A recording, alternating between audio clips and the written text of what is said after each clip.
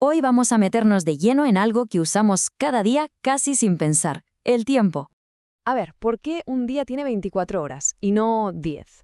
Es una pregunta que seguro que nos hemos hecho alguna vez, porque si lo pensamos bien, parece un poco raro, ¿no? Un sistema con 10 o 20 horas, algo más decimal, pues parecería mucho más lógico. Pues bien, la razón por la que nuestros relojes dan 2 vueltas de 12 horas es, bueno, es una herencia fascinante. La respuesta, ojo, tiene nada menos que 4.000 años.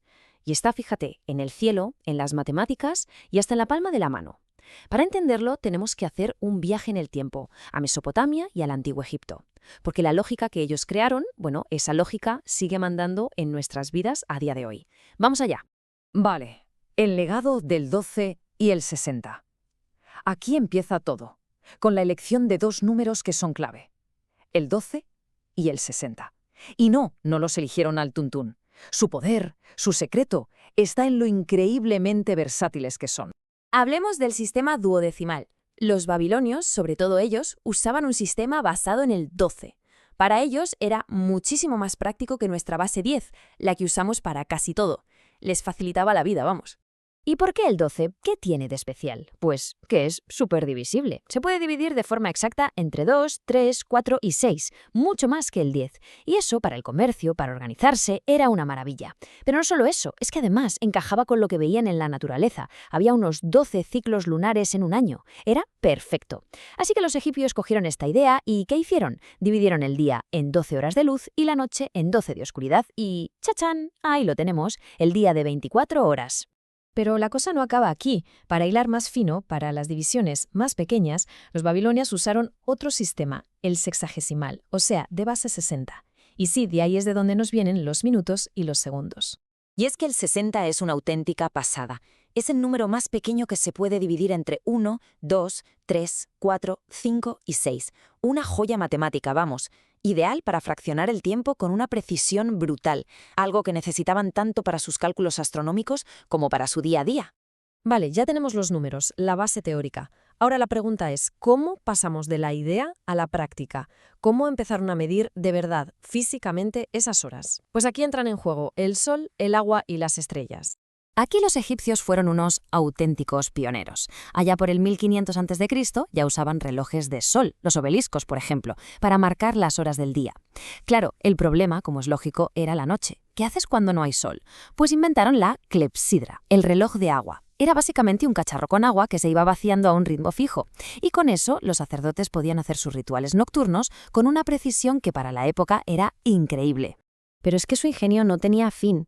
Por la noche, si el cielo estaba despejado, los astrónomos sacaban una herramienta llamada merjet.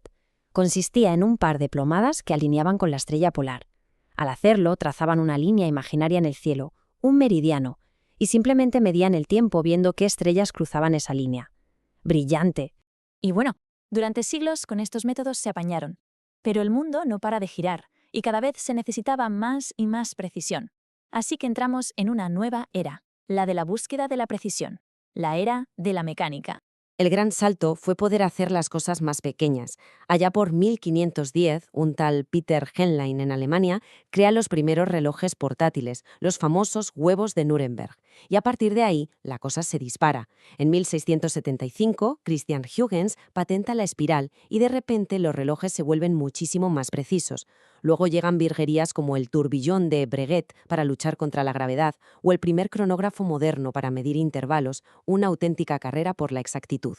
Muy bien, ya teníamos relojes precisos y que se podían llevar de un lado a otro. ¿Cuál era el siguiente paso? Pues hacerlo personal. Y más importante aún, hacerlo universal. Un tiempo para cada cual. En aquella época lo normal era el reloj de bolsillo, pero claro, la idea de llevarlo en la muñeca era tentadora.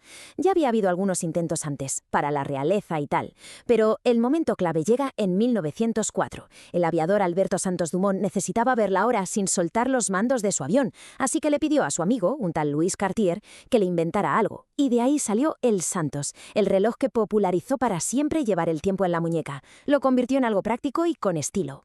Pero claro, aquí nos encontramos con un problema, y uno bien gordo. El mundo se estaba haciendo más pequeño gracias al ferrocarril y al telégrafo. Pero cada pueblo, cada ciudad, tenía su propia hora local, la que marcaba el sol. Imagina el caos. Un tren salía de una estación a una hora y llegaba a la siguiente a una hora que no tenía nada que ver. Era una locura para coordinar cualquier cosa.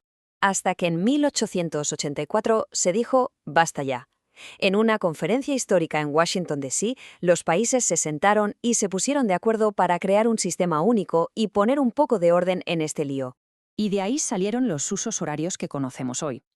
¿Qué hicieron? Pues básicamente dividir el mundo en 24 gajos como una naranja.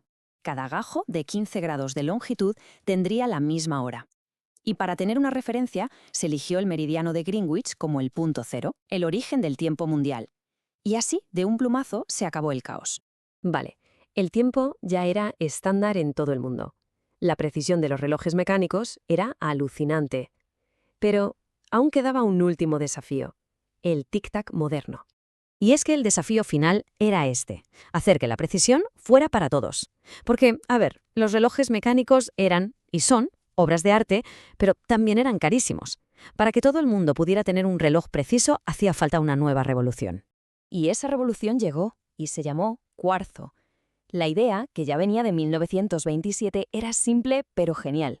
Si le aplicas electricidad a un cristal de cuarzo, este vibra a una frecuencia súper estable. Pues bien, en 1969, Seiko usó ese principio y lanzó el Astron, el primer reloj de pulsera de cuarzo del mundo. El impacto fue brutal. Era más preciso que la mayoría de relojes mecánicos suizos y, sobre todo, infinitamente más barato de fabricar. Por fin, el tiempo preciso estaba al alcance de todo el mundo. Hay una cita de Infobae que lo clava. Cada vez que alguien mira un reloj, revive un sistema elaborado hace milenios para responder a las mismas preguntas sobre el paso del tiempo. Es que es exactamente eso. Da igual que fueran los babilonios contando con los dedos o nosotros con un cristal de cuarzo en la muñeca. La búsqueda es la misma, intentar darle un sentido, un orden al paso del tiempo. Hemos recorrido 4.000 años. Hemos pasado por el sol, el agua, los engranajes, los cristales. Y ahora, ¿qué es lo siguiente en nuestra historia con el tiempo? Así que la próxima vez que miremos la hora, podemos pararnos un segundo a pensar en todo este viaje. Un viaje increíble de matemáticas, astronomía e ingenio humano que nos conecta con nuestros antepasados más lejanos. Y la pregunta queda en el aire. ¿Cuál será el próximo capítulo?